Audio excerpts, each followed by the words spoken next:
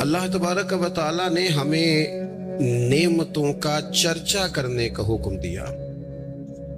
फरमाया व अम्मा बिनिअमति रब्बिका फहद्दिस, अपने रब की नेमतों का चर्चा करो, नेमतों का इजहार करो। सबसे पहली बात तो यह है कि जब इंसान शुक्र करता है ना तो उसकी नेमतें बढ़ भी जाती हैं और महफूज भी हो जाती हैं। अल्लाह करीम ने फरमाया ला इन शकरतुम ला अज़ीदन्नकुम, अगर तुम शुक्र अदा करोगे तो मैं नेमतों में इजाफा कर दूंगा। अब यहाँ मुफस्सिरीन किराम ने एक बारीक बात लिखी है, वो कहते हैं इजाफा होगा ना तो इजाफा उस चीज में होता है जो पहले मौजूद रहे। तो शुक्र करने के दो फायदे हुए कि पिछली नेमत महफूज हो जाएगी और मजीद रब करीम उसमें इजाफा फरमा देगा। शुक्र का मिजाज करने से, पैदा करने से इंसान, पहला फायदा ये होता है कि नेमतें महफूज होती हैं, उनमें इजाफा होता है। दूसरा फायदा ये होता है कि जब आप नेमतों का शुक्र अदा करते हैं तो रब से जुड़ते हैं, अल्लाह से ताल्लुक मजबूत होता है। नेमतें चूंकि रब करीम देता है और जब बंदे अपने मालिक का शुक्रिया अदा करते हैं तो गोया वो अपने रब की बारगाह के अंदर अर्ज करते हैं कि मालिक तूने बड़ी करम नवाजियां फरमा दी। तो अल्लाह की बारगाह के करीब होने का एक जरिया शुक्र भी है। तीसरी बात, नेमतों का जिक्र इंसान को सुकून देता है।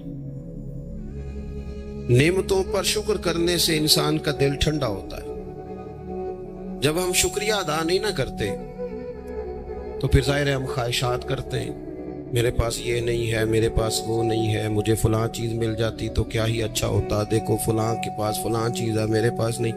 ये जितनी भी चीज़ें हैं ना, ये बेचैनी पैदा करती। इन बातों से इंसान की तबीयत में तलखियाँ पैदा होती। ये चीज़ें उसके लिए हमेशा तकलीफ का सामान होती हैं, क्योंकि वो बार बार जब ये कहता जाता है तो मिजाज शिकवे वाला बन जाता है। शिकवा हमेशा तकलीफ देता है और शुक्र हमेशा सुकून देता है। कोई जितने ज्यादा शिकवे करेगा उतना ज्यादा उलझ जाएगा और जितना ज्यादा शुक्रिया अदा करेगा उतना ज्यादा मुतमईन होता जाएगा। इसलिए नबी पाक सल्लल्लाहु ताला अलैहि वसल्लम ने फरमाया मोमिन हर हाल में खैर में है। या रसूलल्लाह किस तरह? फरमाया मुसीबत आए तो सब्र करके रब से अजर ले लेता है और नेमत मिले तो शुक्र करके अपने रब से अजर ले लेता है। नेमतों का शुक्र बड़ा जरूरी काम है।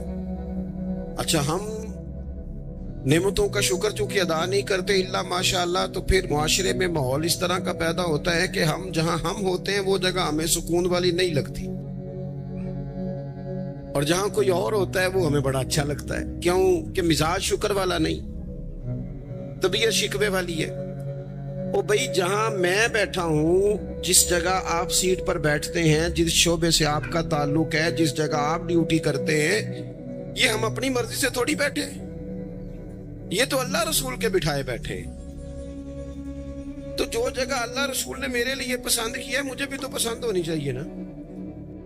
मैं अक्सर कहता हूं कि जो खानदान रब ने चाहा उसमें मुझे पैदा किया ना। बंदे की चॉइस तो नहीं ना होती कि या अल्लाह मुझे फलाने कबीले में पैदा कर दे। खालिस अतिया इलाही है ना। तो जो दादाजी अल्लाह ने मेरे लिए पसंद किए हैं मुझे खुद भी तो उनको पसंद करना चाहिए ना। जो चाचा जान, जो मामू जान, जो ननिहाल ददियाल वाले अल्लाह ने मेरे लिए पसंद किया। किस बात का शिकवा कि मेरे फलाने रिश्तेदार ठीक नहीं तो फलाने ठीक नहीं तो फलाना गलत है? ये तो तबीयत को बेचैन करने वाली बात। ओ भाई, रब करीम ने जो मेरे लिए चाहा, मैं अपने दोस्तों से एक बात अक्सर करता हूं, मैं कहता हूं कि जिंदगी में सुकून लेना है तो अपनी सोच इस तरह की बनाओ। मेरी सोच इस तरह की है कि जिस तरह के माँ बाप अल्लाह ने मुझे दिए हैं शायद किसी को नहीं मिले, जिस तरह के उस्ताद रब करीम ने मुझे दिए शफकत करने वाले शायद किसी को ना मिले, जिस तरह के मुर्शद अल्लाह ने मुझे अता फरमाए शायद किसी को ना मिले, जिस तरह के शागिर्द और जिस तरह के सालकीन तरीकत मोहब्बत करने वाले दोस्त मुरीद अहबाब मुझे मिले किसी को नहीं मिल सकते। आप अपनी जिंदगी में ये मिजाज पैदा करेंगे, चीजें शुक्र लाती हैं जिंदगी में, ये शुक्र लाती। अल्लाह की जितनी भी नेमतें हैं, जितनी भी नेमतें, देखे ना हजरत सादी शिराजी कोई जूता उठा के ले गया था मस्जिद से, تو جوتا اٹھانے والے تو اٹھا ہی لیتے ہیں، اور موبائل لے جانے والے بھی موبائل ہے، لیکن موبائل لے کے جا سکتے ہیں، تعلقات نہیں لے کے جا سکتے۔ موبائل لے کے جا سکتے ہیں، آپ کی آواز چھین کے نہیں لے جا سکتے۔ وہ غلط فہمی کا شکار ہوتے ہیں کہ ایک چیز ہم نے لے لی، بھائی بہت ساری چیزیں آپ کی رسائی نہیں ہے، آپ جا ہی نہیں سکتے وہاں تک۔ بھائی حضرت سعدی شیرازی کا نا کوئی جوتا اٹھا کے لے گیا مسجد سے، تو آپ کا خادم کہنے لگا بڑا ہی بھائی کوئی نالائق آدمی ہے جو حضرت شیخ کا جوتا اٹھا کے لے گیا۔ تو حضرت ہنس پڑے، کہنے لگے جوتا ہی لے گیا نہ، کہیں پیر تو نہیں نہ لے کے گیا؟ پیر سلامت ہے تو اللہ تعالیٰ جوتا اور بھی عطا کرے گا۔ ہم نا یہ مزاج پیدا کر لیں تو زندگی میں شکر آ جائے، ٹھہراؤ آ جائے، سکون آ جائے۔ اللہ کی جتنی نعمتیں ہمارے پاس ہیں کبھی ایک ایک پہ غور کرو۔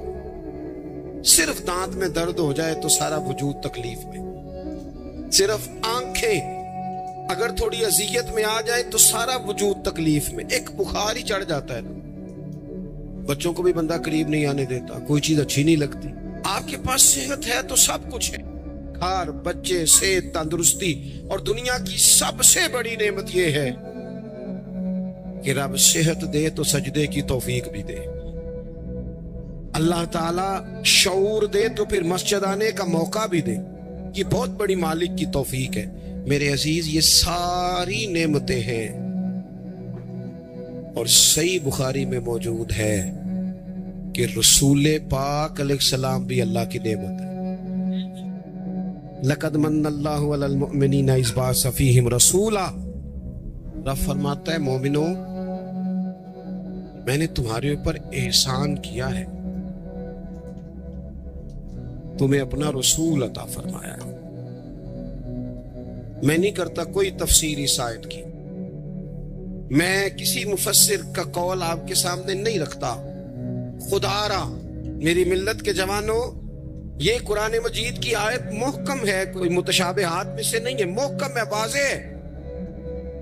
پورے میلاد شریف میں پورے حضور علیہ السلام کی محبت کے عنوان میں، نبی پاک کی سیرت کے عنوان میں، غلامی کے عنوان میں، تذکروں کے عنوان میں، حضور کی نعتوں کے عنوان میں، حضور کی سنت شریعت پر عمل کرنے کے عنوان، ایک بات صرف ایک، کہ کائنات کا پیدا کرنے والا رب کہتا ہے یہ رسول تم پر میرا احسان ہے۔ اللہ کہتا ہے یہ میرا احسان ہے، یہ میرا احسان ہے۔ دوستو اگر ہم تھوڑا سا دیکھو نا، میں نے زندگی میں وہ لوگ دیکھے ہیں جو نا نعمتوں کے چھن جانے سے خوف میں رہتے ہیں، آزمائش کا شکار رہتے ہیں، ڈرے ڈرے سہمے سہمے رہتے ہیں کہ یار بڑا فضل ہے خدا کا، کہیں کچھ چیز چھن نہ جائے۔ یعنی کسی بیمار کو دیکھ کے جب کوئی آدمی کانپتا ہے، لرزتا ہے اس کا وجود، تو مانا کیا ہوتا ہے کہیں میری صحت بھی نہ چلی جائے۔ جب کوئی دنیا سے رخصت ہوتا ہے تو لوگ زندگی کی نعمت کو سوچ کر خوف کھاتے، خدا نہ خواستہ کسی کا عزیز بچھڑ جائے تو لوگ اپنوں کو یاد کر کر کے روتے ہیں۔ نعمتوں کے بارے میں کچھ لوگ بڑے شدید حساس ہو جاتے ہیں، کہیں چلی نہ جائے، کہیں چلی نہ جائے۔ یہ جو صحابہ ہر وقت حضور کی ناراضگی سے ڈرتے تھے نا، ہر وقت حضور کی ناراضگی سے ذرا سانس بھی اونچا نہیں لیتے تھے۔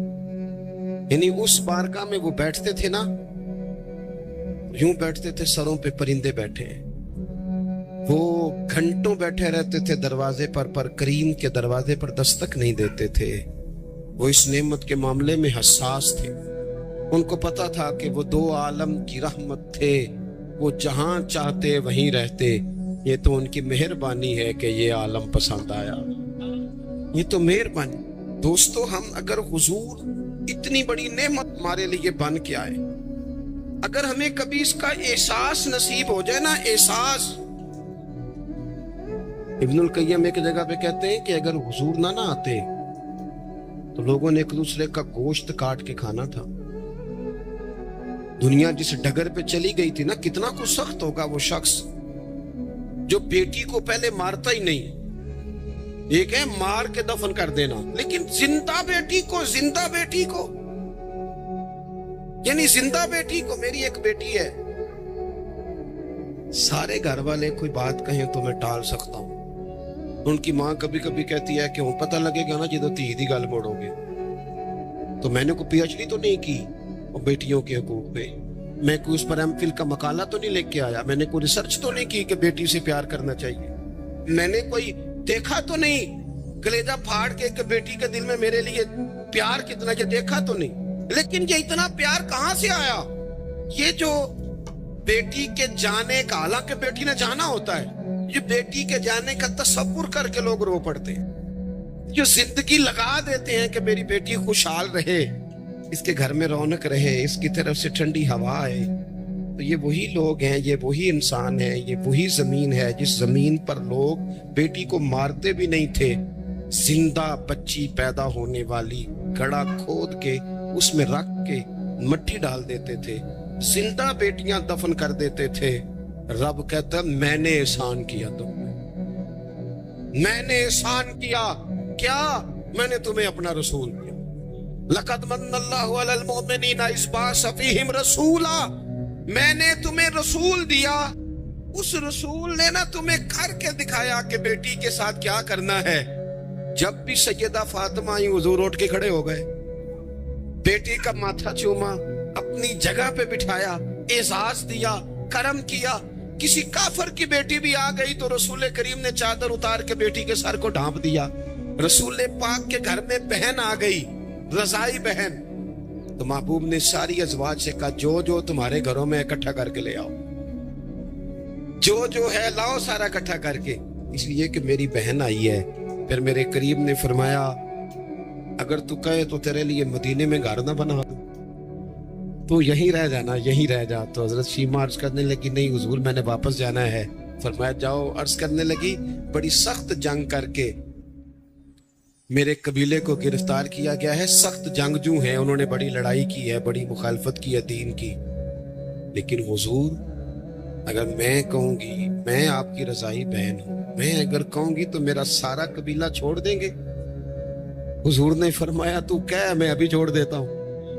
छोड़ दिया तेरा सारा। ये कहां से आई लताफतें, ये हुस्न, ये तवानाई, ये शौक? मालिक कहता है तुम नहीं बदल सकते थे, ये मैंने एहसान किया। मैंने तुम्हें अपना रसूल अता फरमाया, तुम्हें मैंने अपना नबी दिया, उसने तुम्हारा तज़किया कर दिया, तुम्हारा बातन धो डाला, मैल कुचैल उतर गए। कमा अरसलना फीकुम रसूलन मिनकुम यतलू अलैकुम आयातिना व युज़क्कीकुम, उन्होंने कुरान पढ़ पढ़ के तुम्हारा तज़किया कर दिया, बातन धो डाले। ये मोहब्बतें सीना बसीना आ रही हैं। हुजूर ने ऐसा तज़किया किया है कि अब दिलों में शौक और तरह के हैं, दर्द और तरह के हैं, बातें और तरह की। गुलाम बड़ा मुश्किल काम है, गुलाम बनना। यहाँ तो मुलाजमत मुश्किल है, जिसके साथ आपने बाकायदा कमिटमेंट की होती है ना, सुबह 8 बजे से 4 बजे तक की, और आपकी चीजें तय होती हैं, वहां भी ड्यूटी करना बड़ा लोग मुश्किल कर देते हैं। बाज अफसरान की अखलाकी पोजीशन इल्ला माशाल्लाह इस तरह के बड़े बड़े अच्छे भी होते हैं, लेकिन बाज की इस तरह की होती है कि बंदा घुटन का शिकार हो जाता है कि जाऊं कहां।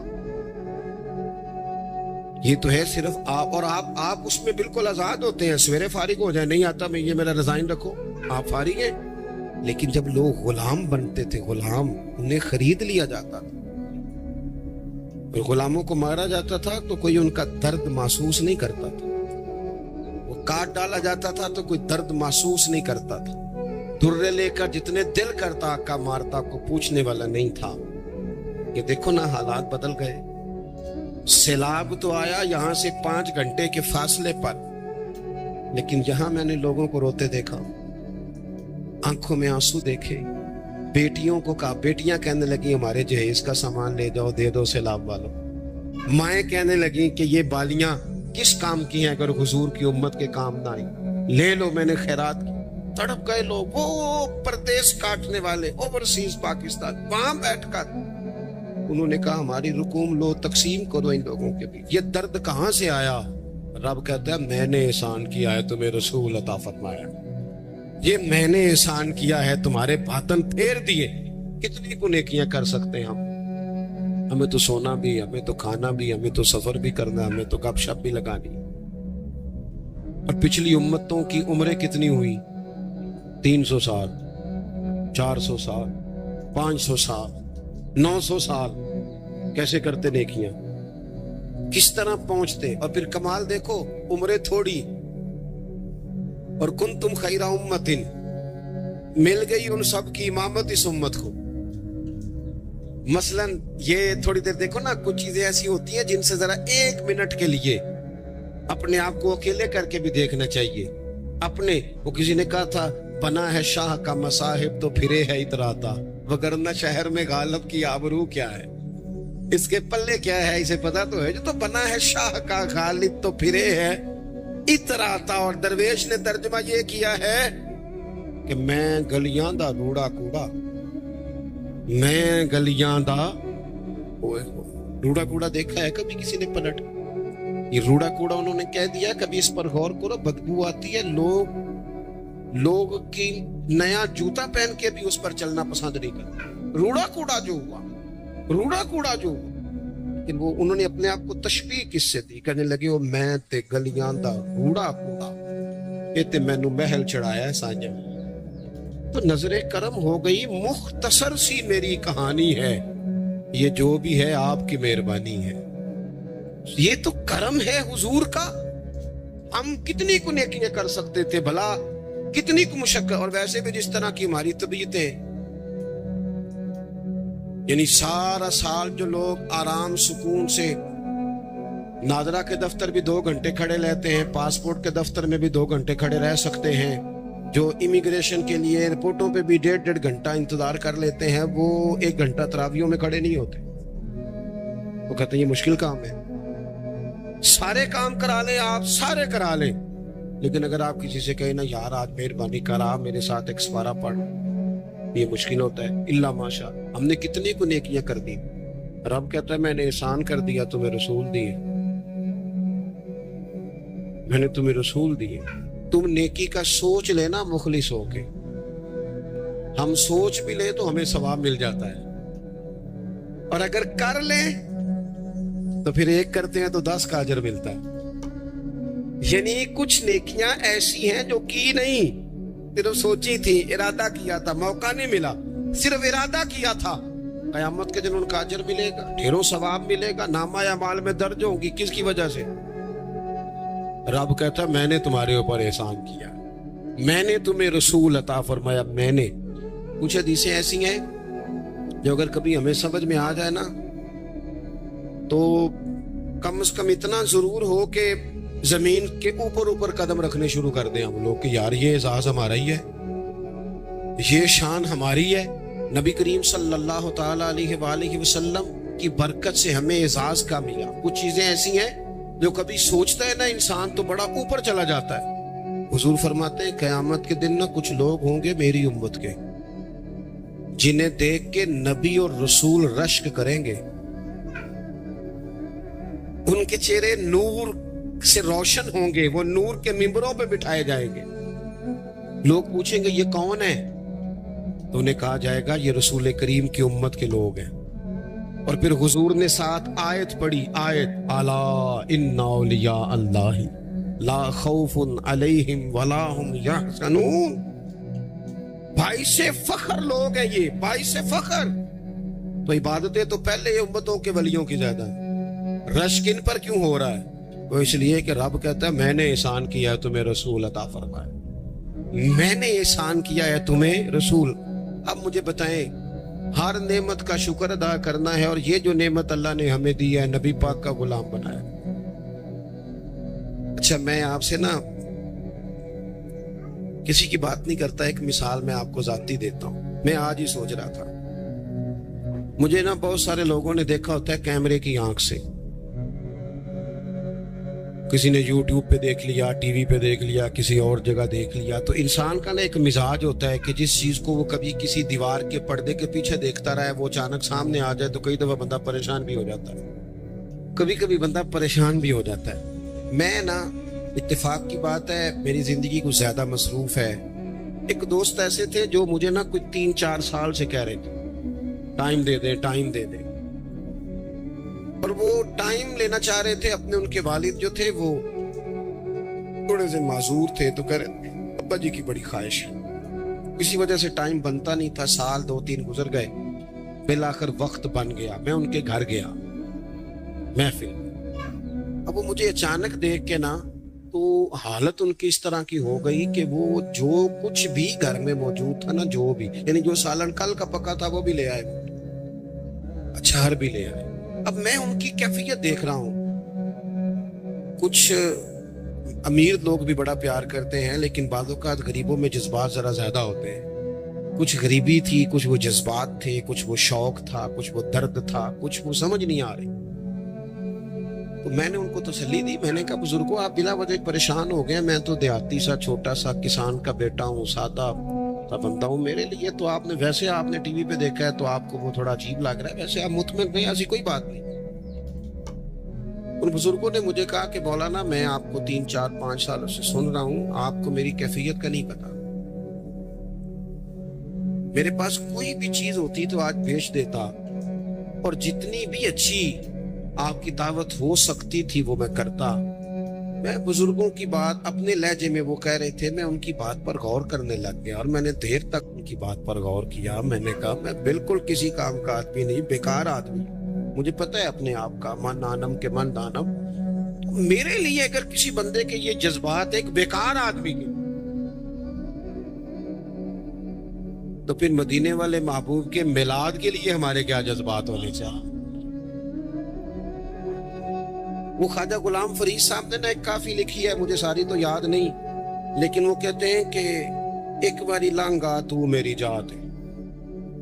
फिर वो उसमें बड़ी बातें गिनवाते हैं। वो कहते हैं मैं हजरत जुलेखा तो 2 जोड़े देती थी ना सैयदना यूसुफ अलैहिस्सलाम को, दिन में एक वो पहन लेते थे, उतरता था तो वो खैरात कर देती थी, फिर दूसरा पेश करती थी, वो उतरता था खैरात कर देती। कहते हुजूर अगर आप आए तो मैं एक दिन में 100 पेश करूंगा। और साथ कहते हैं कि घर में गरीब वहां दिल ते अमीर है। हुजूर मैं मिजाज के लिहाज से गरीब हूं। फिर वो बड़ी बातें गिनवाते हैं, कहते हैं हुजूर मैं ना आपके लिए जो है फूल रखूंगा, या रसूलल्लाह मैं आपके लिए मिस्री लाऊंगा, हुजूर मैं आपको सौंफ पेश करूंगा, हुजूर मैं मल मल के कुर्ते दूंगा, यहाँ पगड़ियां बड़ी प्यारी बनती हैं, मैं वो पगड़ियां पेश करूंगा। फिर कहते हैं आखिर में हुजूर अगर आप आ जाए ना तो फिर मैं अपने गले में पलड़ा डाल के मिन्नत भी करूंगा कि मेहरबानी फरमा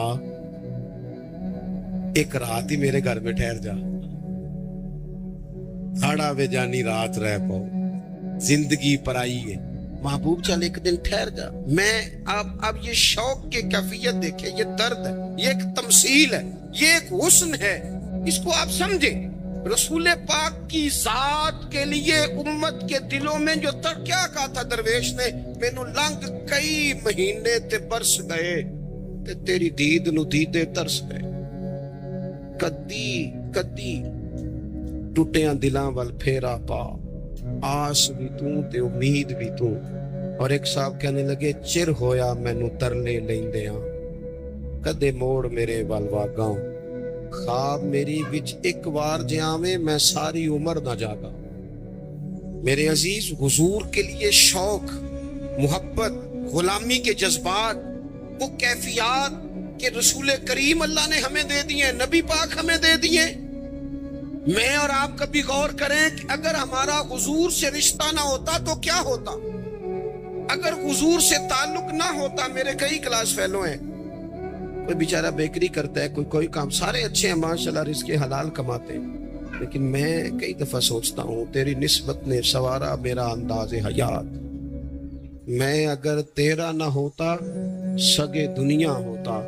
मेरे करीम रसूल ने आके कहा था सैयदना बिलाल से कि बिलाल तेरे कदमों की आवाज मैंने जन्नत में भी सुनी है, मैंने तेरे कदमों की आवाज जन्नत में भी। हजरत बिलाल रो पड़े, कहने लगे या रसूलल्लाह, फिर वही बात है, ये तो अल्लाह ने एहसान किया ना, हमें आप अता फरमाए हैं से सबूत ना मंगो मैथों, ये नजरे करम कद होई, ये मैं जाना या मेरा दिल भर जाने, गैर ना जाने कोई, से सबूत ना मंगो मैथों, नजरे करम कद होई, ये मैं जाना یا دل بر جانے اے غیر نہ جانے کوئی میں تے مسکین پرانا خادم کسے در ملی نہ ٹوئی اے تے واصف یار نے نظر جو کیتی پھر واصف ہی ہوئی حضور اللہ کا احسان بن کر ہم پر تشریف لائے احسان بن کر ہمارے چمن میں جتنی بہاریں ہیں یہ سب حضور کی ہیں